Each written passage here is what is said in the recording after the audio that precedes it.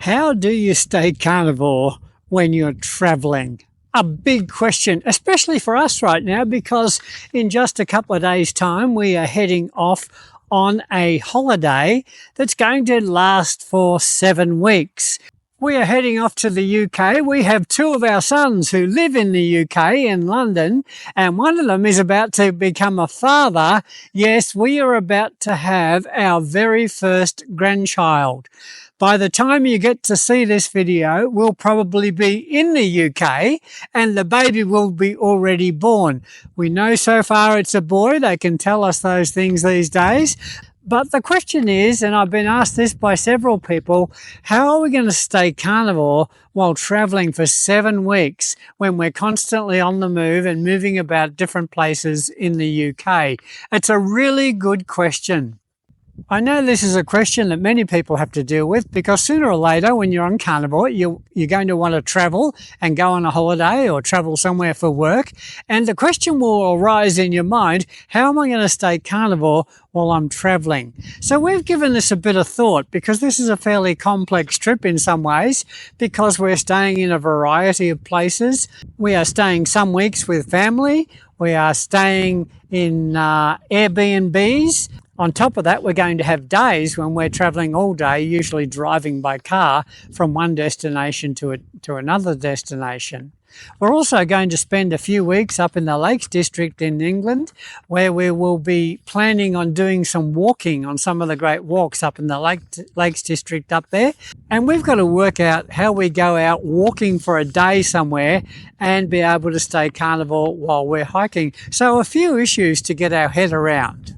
But most of our accommodation is going to be in Airbnbs where we have access to a full kitchen. That's going to be a huge advantage for us because we'll be able to cook our own meals, and particularly even if we're out most of the day, we're going to be able to cook our own breakfast in the morning, and so we control what we eat there.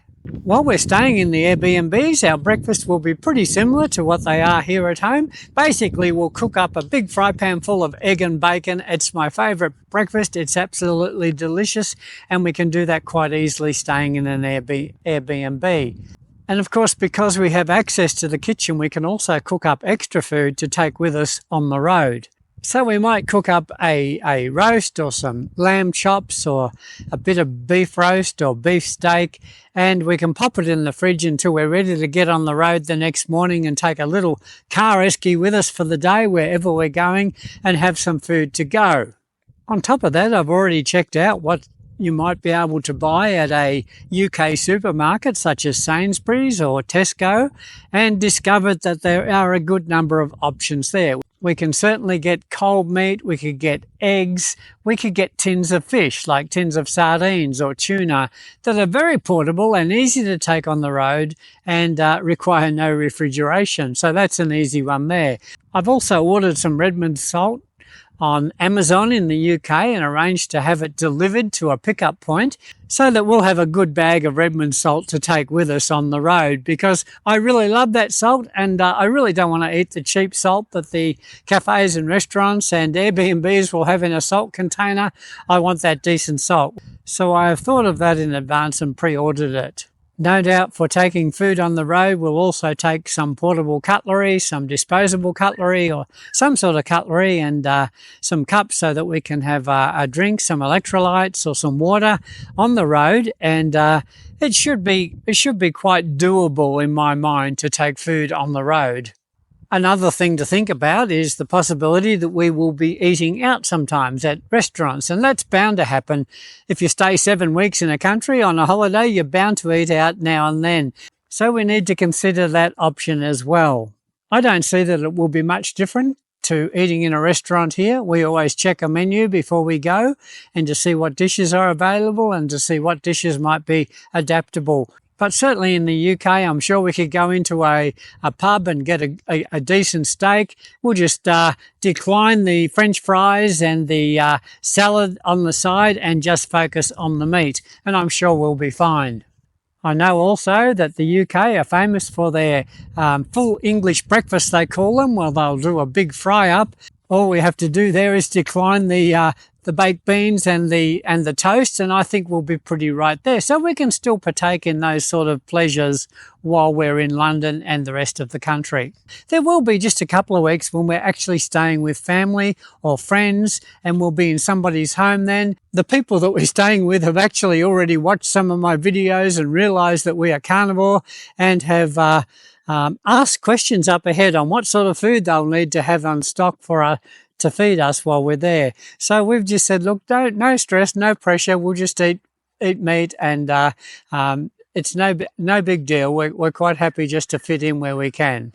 Of course, the other side of traveling is that if you've been watching my videos, you'll know that I have a very established morning routine here that includes some barefoot walking, and a time of gratitude, a sauna, a cold plunge, time on a rebounder, lifting some weights, and those sorts of activities.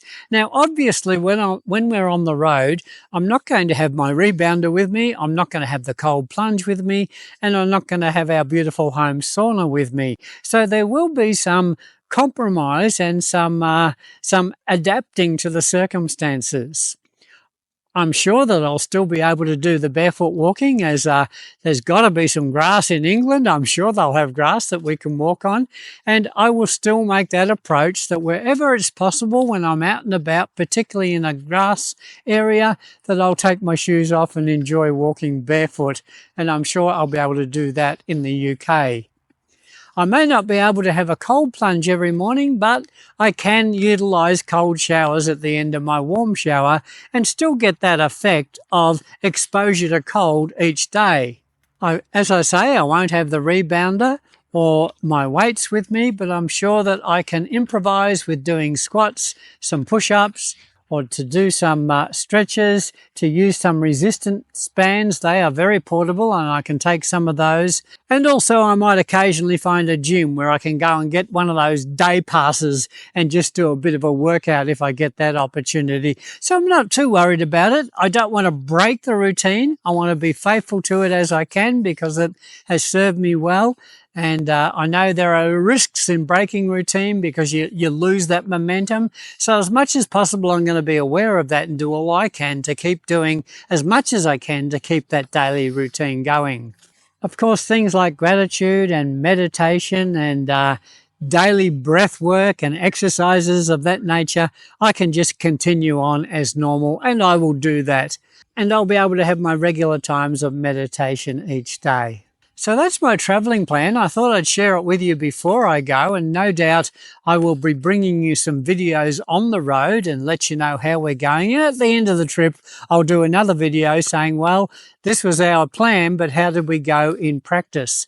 I think this is really important to think through before we go, because you don't want to lose the momentum. You don't want to undo all the good work you've done on Carnivore. And travelling is a time when, you know, there's risk of slipping back. And we're very determined that we're not going to do that. We're going to enjoy the holiday. We're going to enjoy every opportunity that we can. But at the same time, we don't want to compromise who we are as carnivores.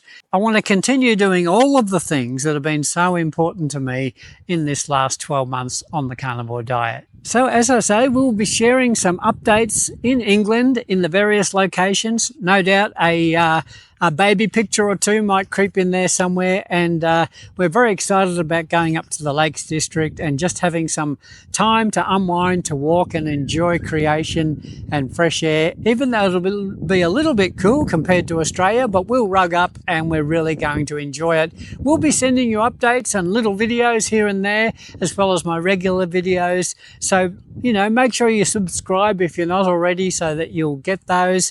And we look forward to catching up with you all on the road in the UK, and that's something that we're really excited about.